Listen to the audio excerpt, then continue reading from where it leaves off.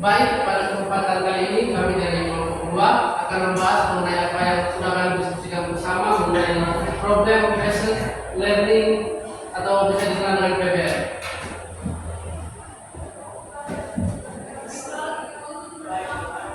Problem yang kedua tentang rangkaian listrik dengan komponen RLC. Aplikasi di dunia nyata dalam teknik elektron, pemodelan muatan dalam rangkaian RLC. Pernyataan masalah, pertimbangan rangkaian seri RLC dengan resistor R, induktor R dan kapasitor C.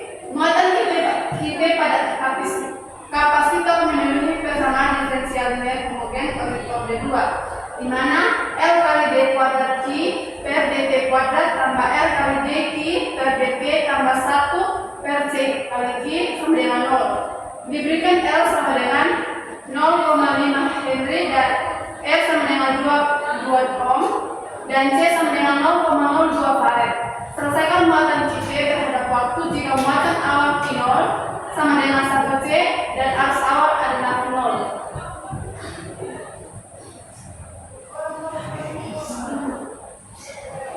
Pendahuluan dalam rangkaian RLC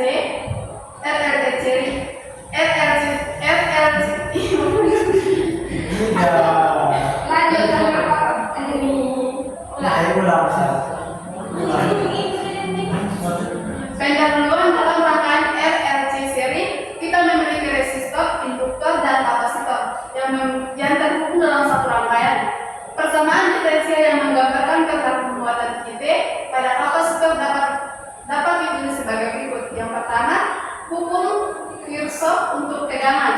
Menurut hukum Kirchhoff, jumlah tegangan di sepanjang rangkaian harus sama dengan 0, yaitu VR tambah VL tambah VC sama dengan 0, di mana VR sama dengan R kali IG itu tegangan pada resistor, VL sama dengan L kali DID per dt tegangan pada induktor, VC sama dengan I 1 per C kali QT yaitu tegangan pada kapasitor. Yang kedua, hubungan antara arus dan muatan.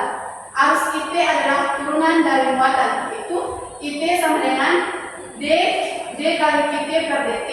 Yang ketiga, menggantikan arus dalam persamaan tegangan, substitusikan IT ke dalam persamaan tegangan, itu R kali D kali QT per dt tambah L kali D kuadrat kali QT per dt kuadrat tambah 1 per C kali QT sama dengan 0.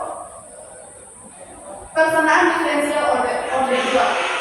Dengan mengorganisasikan ulang, kita mendapatkan persamaan diferensial order 2 untuk muatan QT, mana L kali dt kuadrat kali QT per dt kuadrat tambah R kali D kali QT per dt tambah 1 per C kali QT sama dengan 0.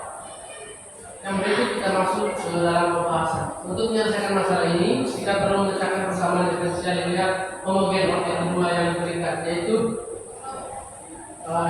L dikali dengan D kuadrat Q per dt kuadrat ditambah dengan R dikali dengan D Q per dt kemudian ditambah dengan super C dikali dengan Q sama dengan 0. Dengan parameter yang diberikan, L itu sama dengan 0,5 H, kemudian R nya sama dengan 2 pi dan C nya sama dengan 0,02 R.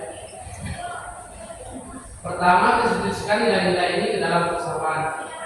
Kita tinggal masukkan nilai yang diberikan tadi, yaitu 0,5 dikali dengan D kuadrat Q per dt kuadrat, kemudian ditambah dengan 2 dikali D Q per dt, dan ditambah lagi dengan 1 per 0,02 Q, itu sama dengan 0.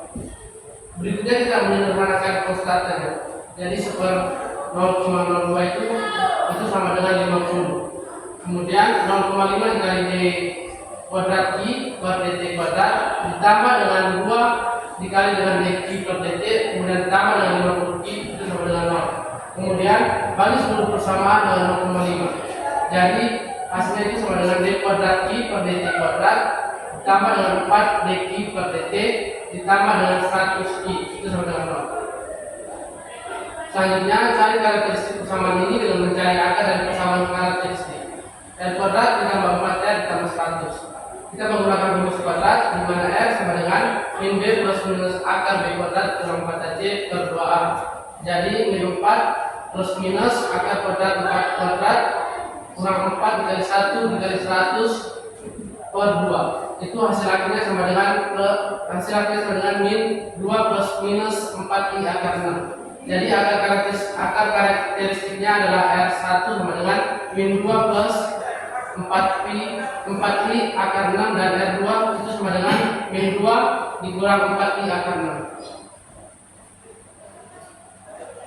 Karena kita memiliki akar kompleks, solusi dari kesamaan ini adalah kita sama dengan E pangkat min 2T dikali A cos 4 akar 6T tambah B sin 4 akar 6T. Nah, dengan A dan B adalah konstanta yang ditentukan dari kondisi awal. Untuk menentukan nilai A dan B kita gunakan kondisi awal. Yang pertama itu Q0 sama dengan 1 dan I0 itu sama dengan 0.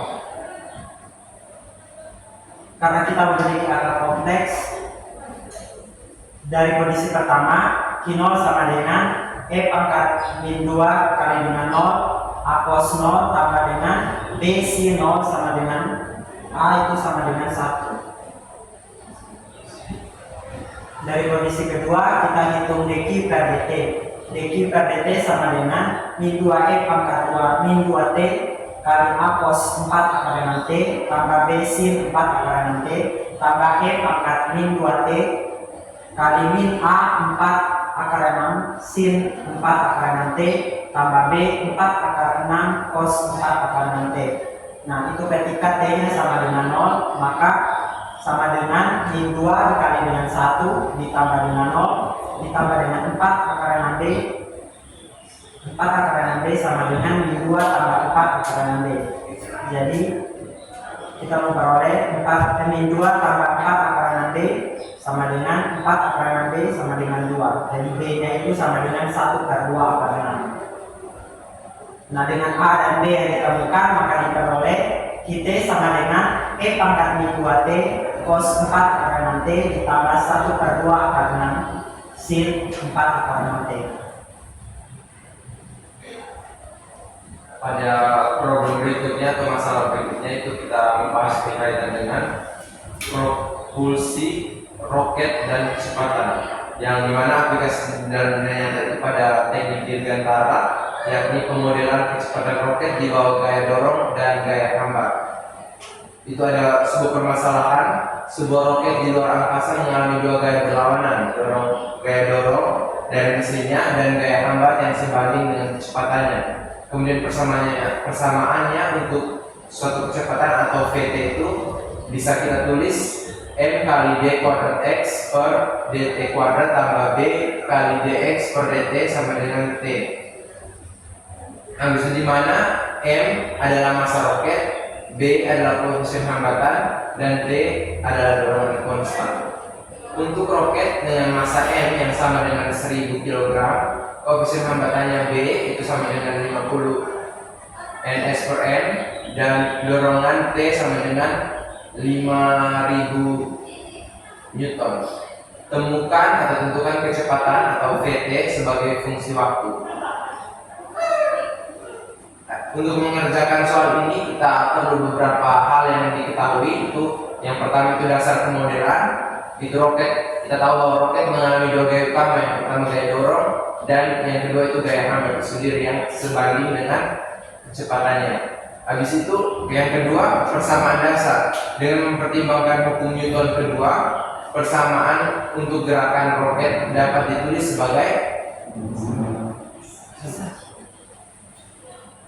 sebagai M kali D kuadrat X per DT kuadrat sama dengan T kurang B kali dx per dt. Yang ketiga itu menyusun persamaan diferensial.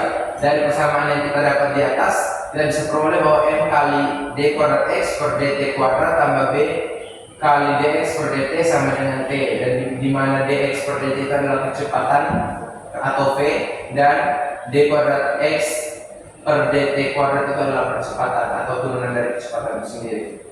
Yang berikut akan dijelaskan oleh saudara ini. Menemukan kecepatan VT sebagai fungsi waktu dengan menggunakan persamaan yang diberikan, yaitu M d kuadrat X per dt kuadrat ditambah B dx per dt sama dengan T, di mana M adalah 1000 kg, B adalah PT sudah dinyatakan dalam bentuk dx per dt adalah kecepatan roket pada waktu t, dan t adalah 5.000 Newton. Itu merupakan gaya dorong yang konstan. Selanjutnya, karena kita tahu bahwa PT sama dengan dx per dt, turunan PT kita dinyatakan dalam bentuk d kuadrat x per dt kuadrat. Selanjutnya kita bisa ubah persamaan tadi menjadi m dv per dt ditambah b kali pt sama dengan t.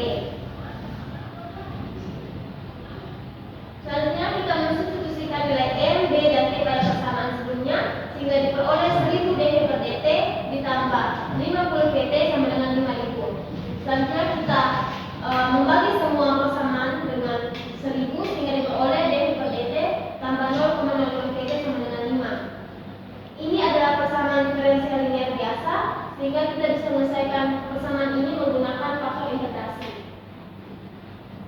Persamaan ini memiliki bentuk standar dv per dt ditambah pt dikali pt sama dengan kt, dengan pt adalah 0,05 dan kt adalah 5. Sehingga faktor integrasi atau μt itu kita bisa tuliskan dalam bentuk e pangkat integral pt dt sama dengan e pangkat integral 0,05 dt sama dengan e pangkat 0,05 t.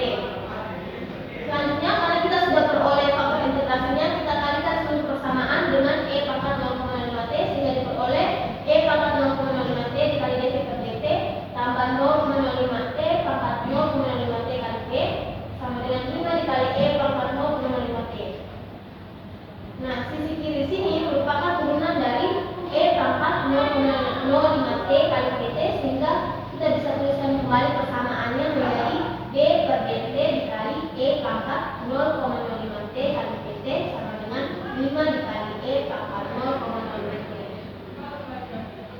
Selanjutnya kita integralkan kedua sisi sehingga diperoleh e pangkat 0,05 t dikali pt sama dengan 100 dikali e pangkat 0,05 t tambah c, di mana c adalah konstanta integrasi. Sekarang kita bisa membagi kedua ruas dengan e pangkat 0,05 t sehingga diperoleh pt sama dengan 100 tambah c dikali e pangkat negatif 0,05 t.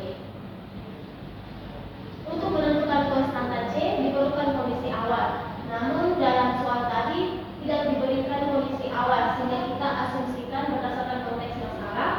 Misalnya diasumsikan bahwa roket mulai dalam keadaan diam pada t sama dengan 0 sehingga p0 sama dengan 0 sama dengan 100 ditambah c dikali e pangkat 0 sehingga kita peroleh c sama dengan min 100.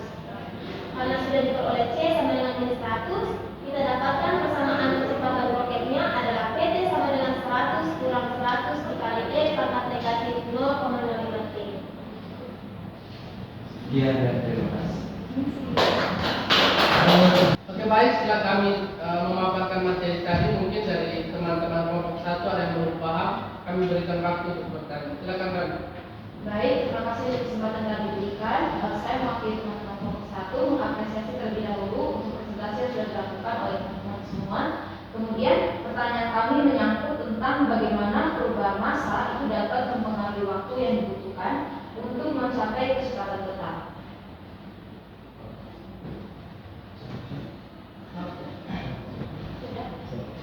Oke, saya akan mewakili teman-teman untuk menjawab pertanyaan dari saudara Rano bahwa massa yang lebih besar itu akan menyebabkan waktu yang lebih lama untuk mencapai kecepatan konstan.